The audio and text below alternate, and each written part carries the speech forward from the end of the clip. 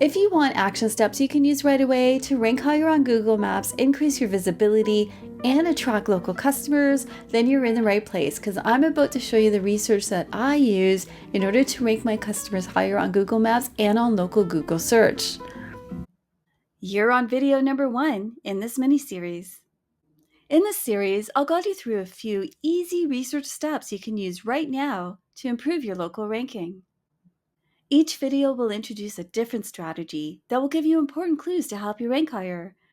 People are searching for your business, so what are you waiting for? Let's make it easy for them to find you. So by the end of this mini-series, you'll be steps closer to being a Google Research Master, with new knowledge and skills that you can use to rank your own business or those of your clients. So be sure to follow along and do these steps on your own profile.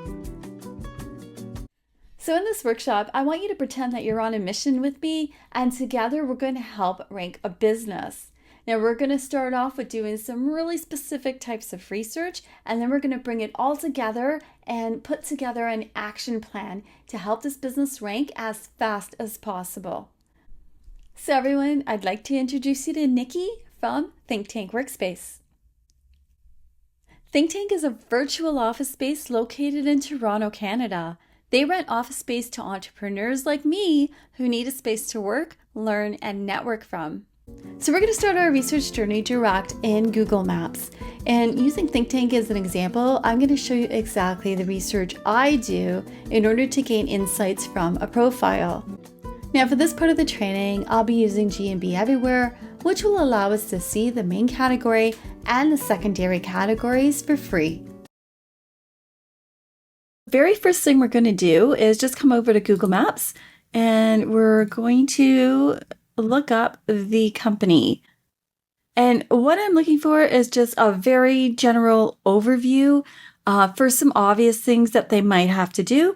And I'm going to use the information to start building an action sheet, and those will be the action steps I will take when I go to rank this profile higher. So basically, First, we're just going to look at, okay, so they've got the company name. Now, one thing I'll note about the company name is, see how it says ThinkTank Workspace Inc., right? Sometimes they just call themselves ThinkTank. Sometimes they call themselves ThinkTank Workspace without the Inc.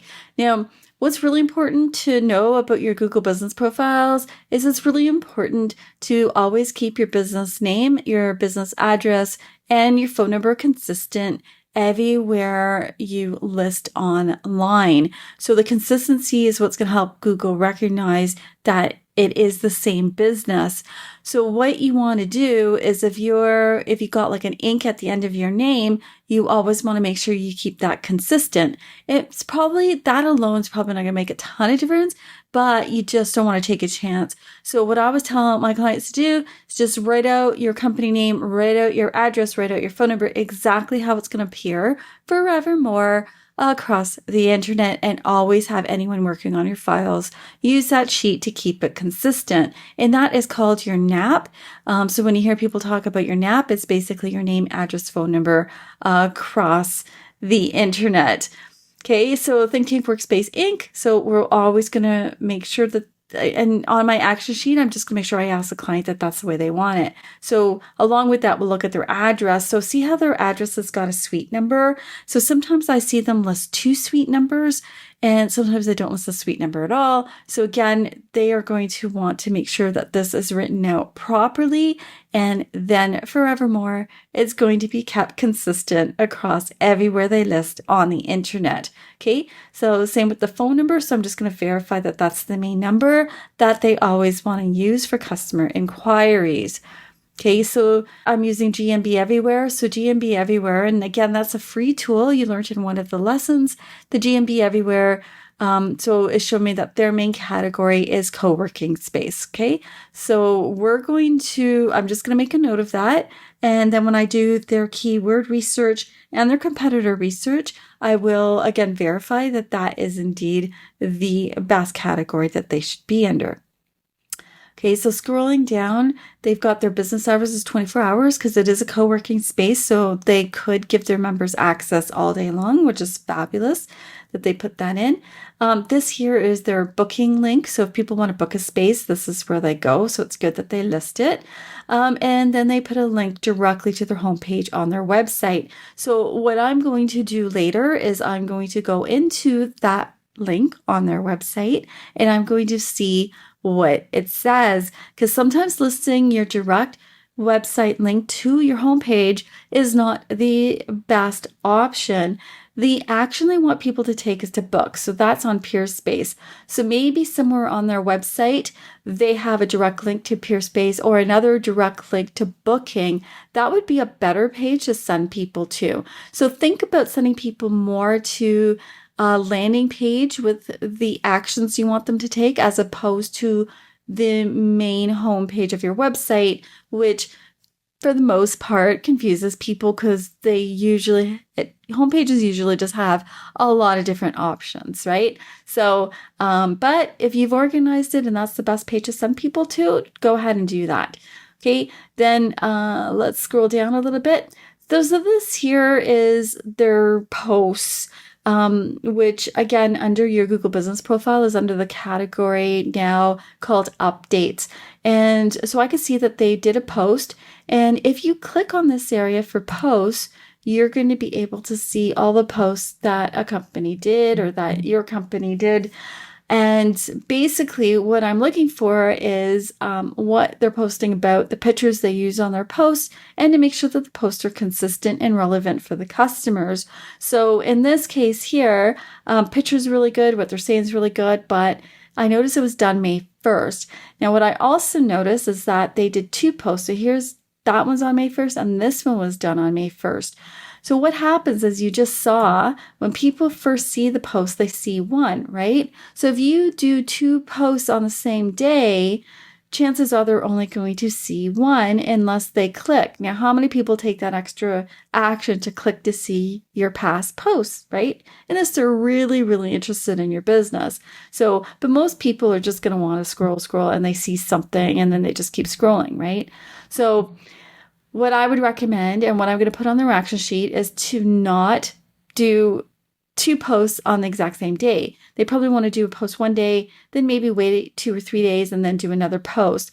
If I scroll down, the other thing I noticed is that besides those posts in May, before that they didn't post since 2022.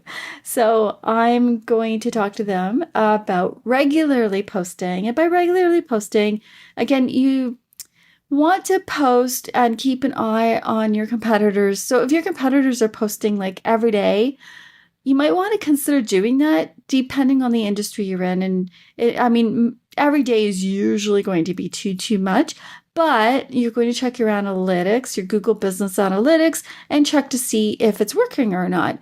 But for the most part, in general, it's good to post once a week. And maybe if you're just getting started, do it. Try at least 2 to 3 times a month, okay? Just try to start keeping consistent, start looking at analytics and see if it's working for you and see if people are actually clicking. So in this case here, I'm going to check what our competitors are doing. And I'm definitely, because they do a lot of events at their place as well. And, attracting your local community with events is a really good thing to do. So I'm going to see if they're open to the suggestion of trying at least once a week and seeing how that goes for a while. Okay, so let's go back. So I'm looking at that. The next thing I'm going to check out is their photos. So I'm going to click on all to see all the photos. And I noticed some of these images are really, really nice, right? They're really nice and sharp and really clear. So what I'm looking for are photos that best represent the company.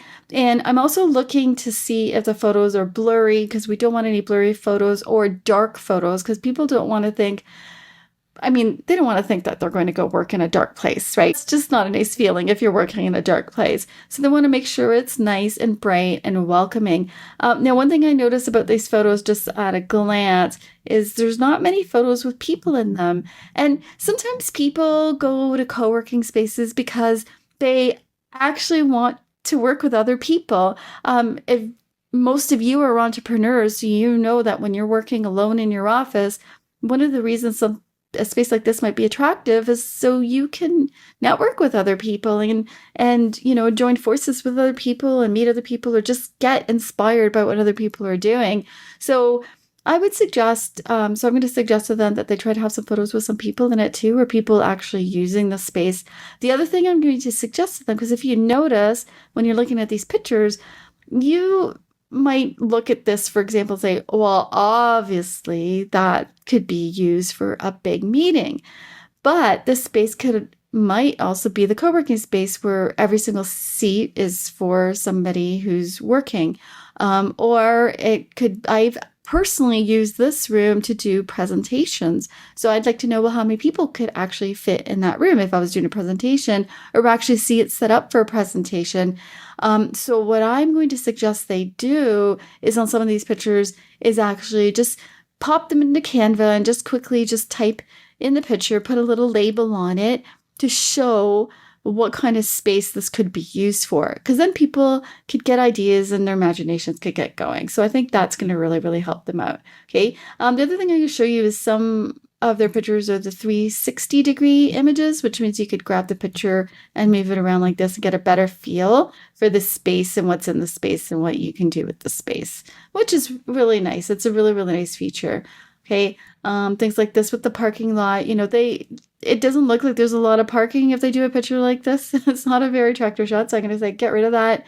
And I know because I'd been there a few years ago, I know that they actually have more parking at the back. So I'll be like, just take a picture of all the parking if you're showing that you've got lots of parking, because this doesn't look like there's a lot of parking, or it doesn't even look like a lot of people are using the space. So we don't want either of those things, right? So just when you're using pictures, just really understand that the pictures are the first presentation people have of your business and what your business can offer them. So you want your pictures to really, really stand out. You also want them to be updated and you want them to be current. So I'm going to talk to them about the last time they put pictures up and probably get them to put some more pictures and videos up. Okay, so scrolling down. The next thing I'm going to look at is questions and answers. So I'm going to click on more questions.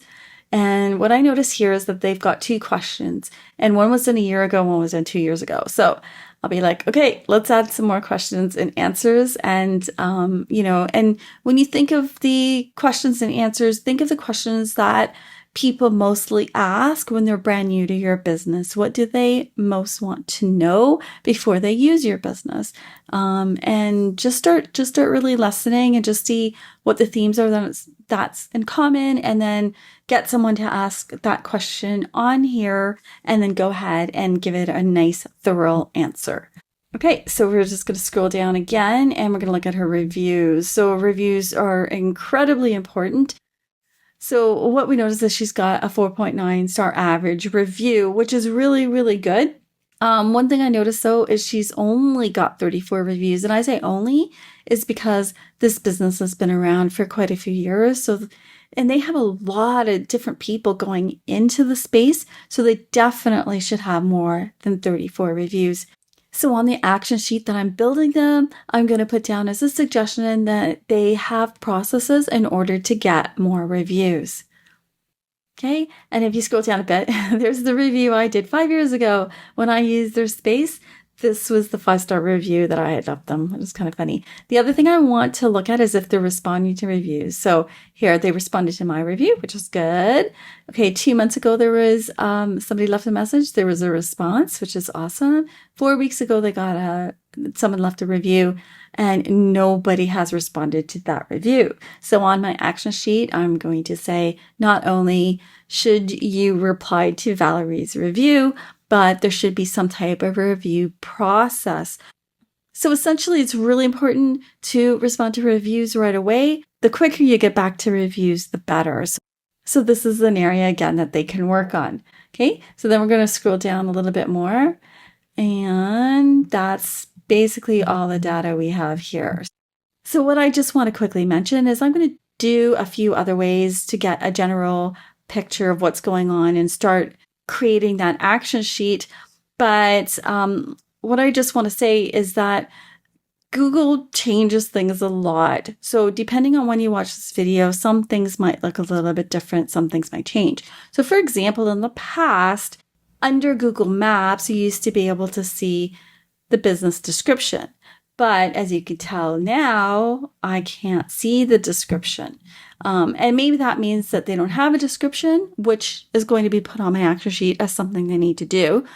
Or it just means that Google is not currently showing descriptions under Google Maps.